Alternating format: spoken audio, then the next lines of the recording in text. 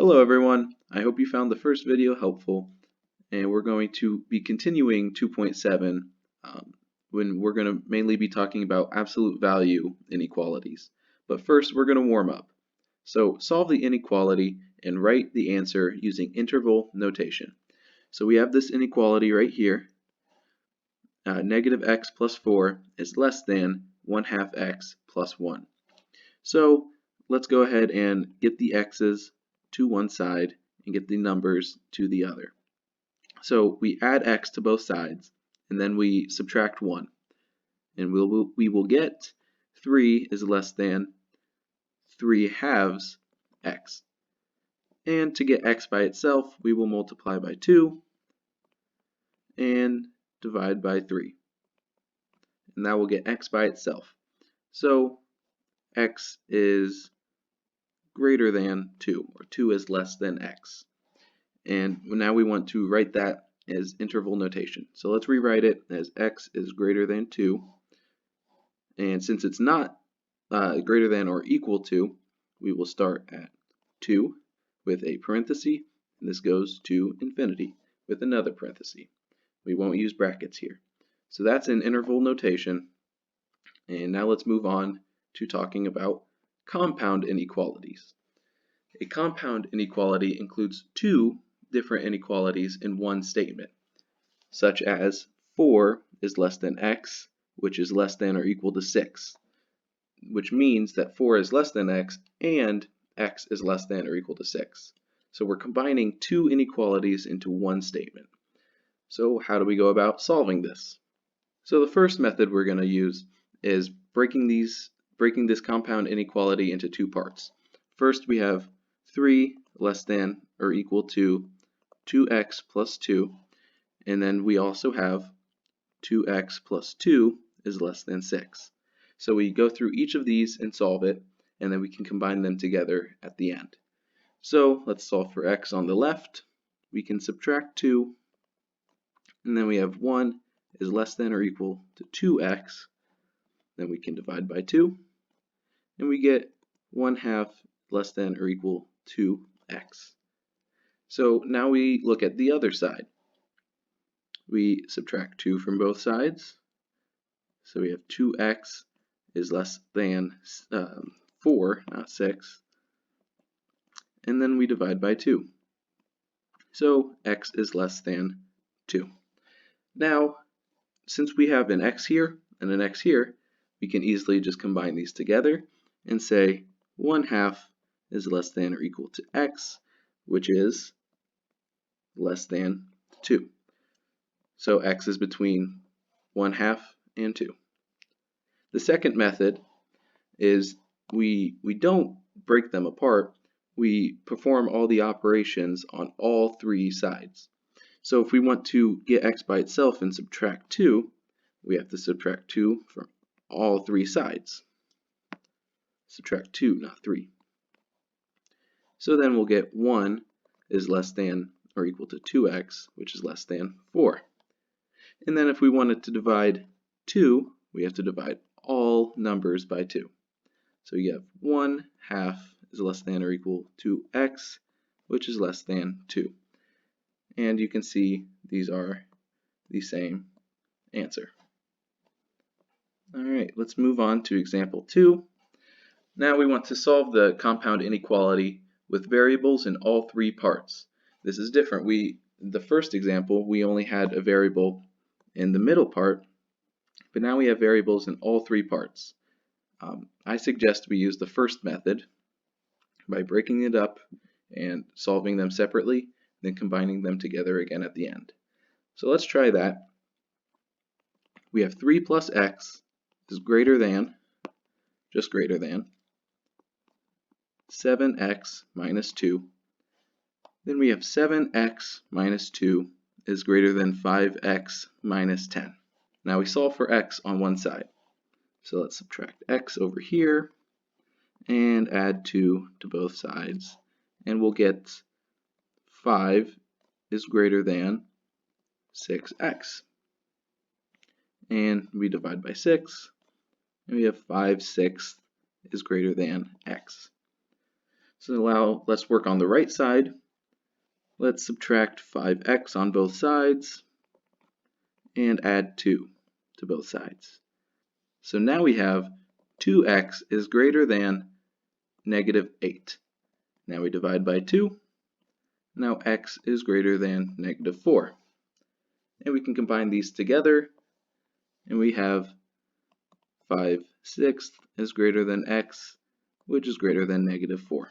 And if we want to put this in interval notation, we would flip these around, so it's negative 4, parenthesis, because it's just less than, comma, 5/6, because x is between these two numbers.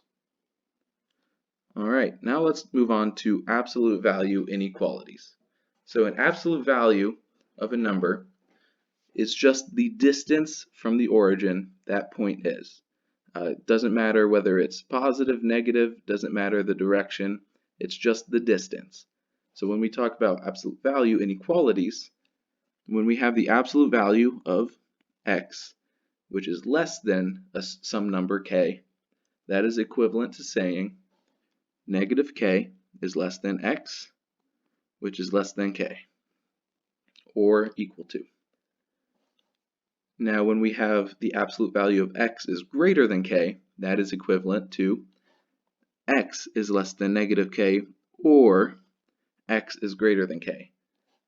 So that would mean if we look on a number line, and this is negative k, and that is positive k, x would be located on the outside if its absolute value of x is greater than k, but if it is less than k, it would be on the inside here.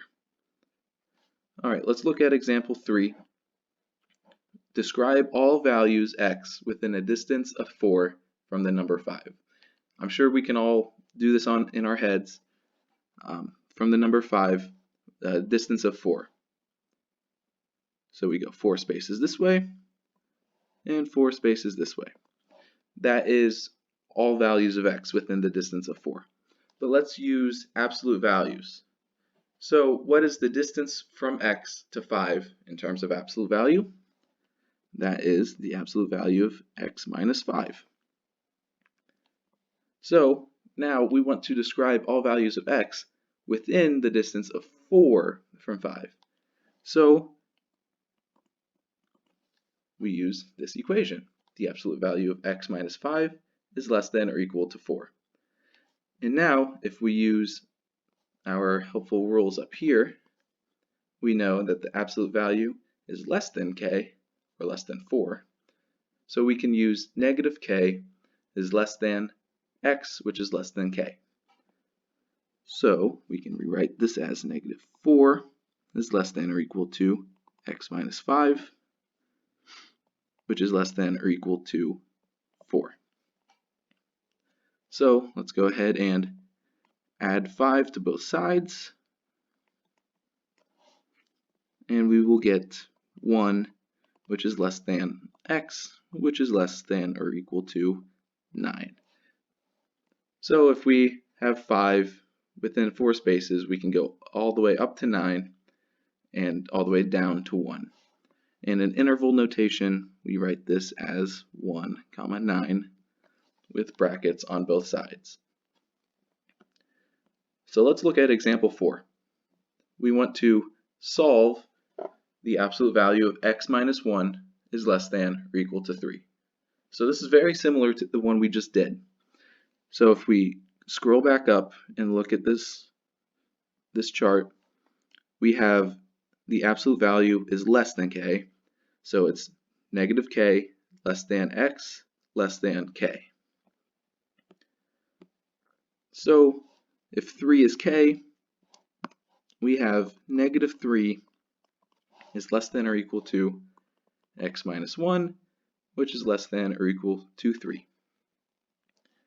Now we want to add 1 to all 3 parts to get x by itself. So we'll have negative 2 is less than or equal to x, which is less than or equal to 4. And now we just want to write it in interval notation. Since it's less than or equal to, we want to use brackets, and we get -2 to 4. And that's all. So let's move on to example 5. Let's use a graphical approach to solve absolute value inequalities. So we're given the equation y equals -1/2 times the absolute value of 4x minus 5 plus 3. So we want to determine the x values for which the y values are negative. So we are trying to determine where y is less than 0. That's where all the y values are negative.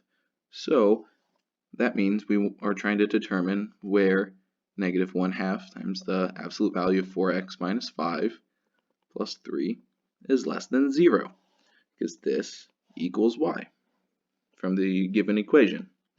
So let's start off by isolating the absolute value. We can subtract 3, and we'll go down here and say -1/2 times the absolute value of 4x minus 5 is less than -3. Now we want to multiply both sides by -2. Now if you remember the inequality rule, when you multiply or divide by a negative, you have to flip the inequality. So now it's 4x minus 5 is greater than 6. Now we want to solve for the equality, absolute value of 4x minus 5 equals 6. So when we solve for absolute values, we break it up as 4x minus 5 equals 6, and 4x minus 5 equals -6. So let's start on the left. We will add 5 to both sides. So it's 4x equals 11, and divide by 4, and we have x equals 11/4. Now on the right, when we add 5, we have 4x equals -1. And when we divide by 4, we have x equals -1/4.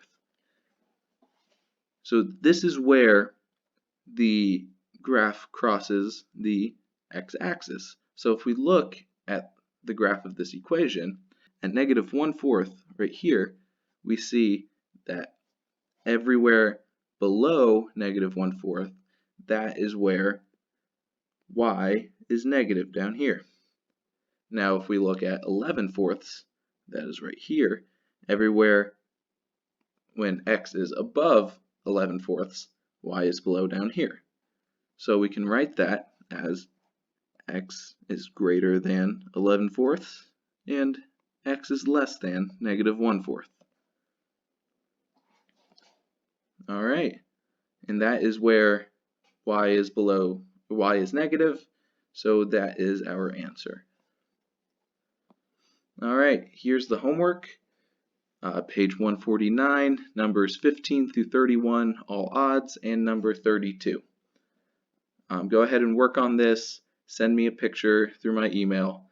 I posted on Google Classroom to send me the picture and my email.